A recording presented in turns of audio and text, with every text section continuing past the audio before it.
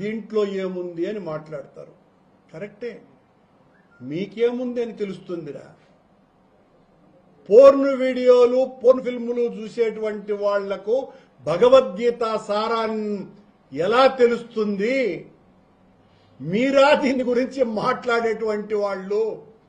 మీ దగ్గర ప్రెస్ మీట్లు పెట్టించేటువంటి BR కామనాయుడు, sorry మళ్ళీ అదే ఆ పేరు వస్తా ఉంది, ఆయన స్వభావానికి తగినట్టే, బిఆర్ నాయుడు గారు, మీరు ఇలాంటి వాళ్లను ఎన్నుకొని భగవద్గీతను కించపరిచే విధంగా మాట్లాడుతారా?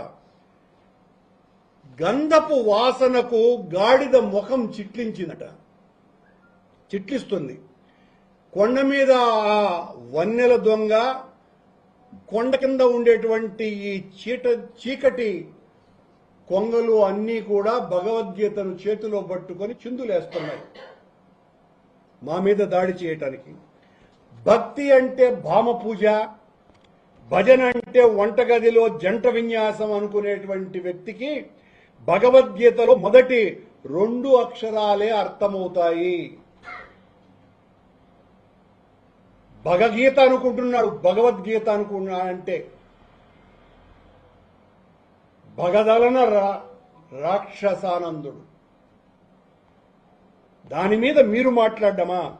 యువతరం సులభంగా తెలుసుకోవటానికి, అర్థం చేసుకోవటానికి, ఆచరించటానికి సులభ శైలిలో రాసినటువంటి అత్యుత్తమమైనటువంటి పుస్తకం. ఈ పుస్తకాన్ని ప్రింట్ చేసి విద్యార్థులకు పంచాలా అన్నటువంటిది టీటీడీ మాన్యువల్లోనే ఉన్నది. మీరెవ్వరూ కూడా మీ హయాలల్లో చేయని పని నేను ఆ మాన్యువల్ని బయటికి తీసి భగవద్గీతను పిల్లలకి అందించేటువంటి కార్యక్రమం చెయ్యాలని నిర్ణయించుకున్నాం. ఆ పుస్తకాలు మేము బయటికి వచ్చిన తర్వాత ప్రింట్ అయి వచ్చినాయి. వాటిల్లో నాది, ధర్మారెడ్డి గారి ముందు మాటలు చూసి భరించలేక, సహించలేక, ఓర్వలేక బిఆర్ నాయుడు గారు ఇసిరి ఆడబారేశారు. దీంట్లో ఏమున్నది అని.